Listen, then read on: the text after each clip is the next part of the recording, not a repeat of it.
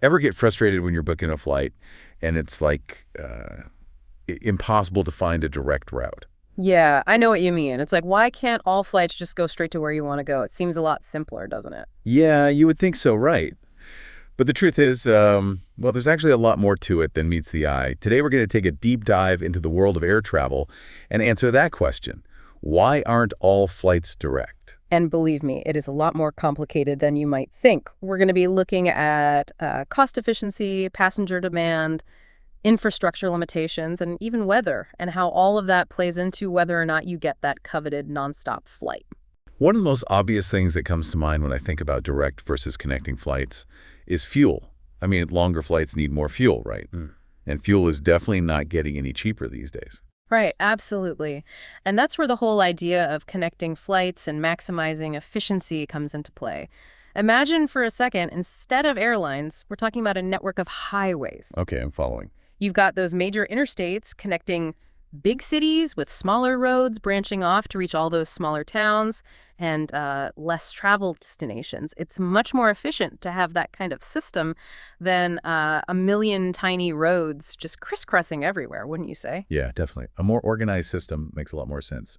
So are you saying that airlines basically treat major hub airports like those interstate interchanges? Exactly. It's a model called hub and spoke, and it allows airlines to utilize larger planes on those busy routes between the hubs, which means they can spread those fuel costs across a much larger number of passengers. And I imagine it makes things a lot easier for airlines as well when it comes to things like maintenance and scheduling. It's all centralized. Absolutely. Think about it. You don't have planes scattered all over the place. It streamlines everything.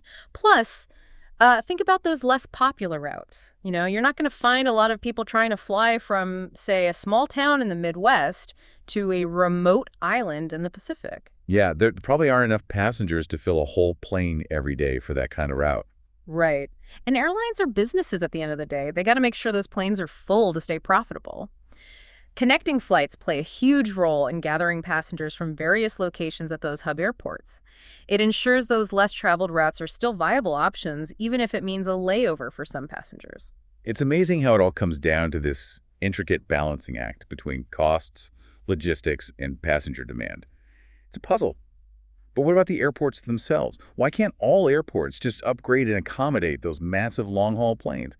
I mean, wouldn't that solve a lot of these issues? Well, first you got to consider the logistics. Think about trying to land a Boeing 747 on a tiny island airstrip. I mean, it just doesn't work, does it? Not all airports are created equal. Some simply can't handle those big planes. Oh, I see. It's like trying to fit a square peg in a round hole. Exactly. Upgrading to handle massive long-haul aircraft requires significant investment in infrastructure.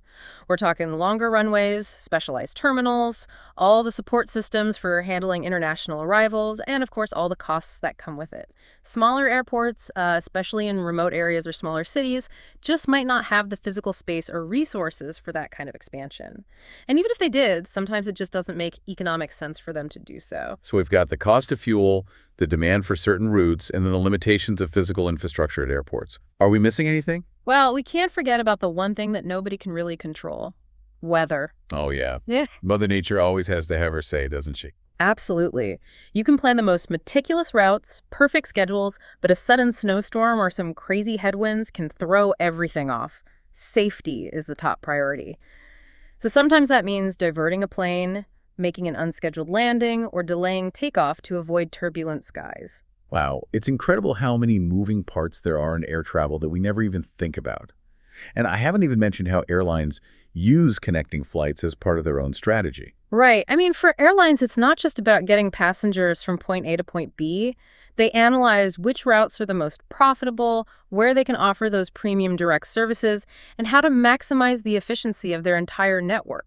Sometimes connecting flights are simply the smartest move, even if it means adding a little extra travel time for passengers. So the next time I'm looking at my itinerary and groaning about a layover, Huh? I'll try to remember it's not just some random inconvenience. It's part of this whole complex system of logistics, economics, and even meteorology. Exactly. And it's kind of a reminder that even in our hyper-connected world, air travel is still a pretty intricate process. It is. And hey, maybe that layover will actually turn into something positive, right? A chance to try some local food, explore a new airport, or just take a break and appreciate the fact that you're traveling at all. I like that, turning a layover into an opportunity. That's what we like to do here on this deep dive. Thanks for joining us as we explored why all flights aren't direct. It's been a pleasure.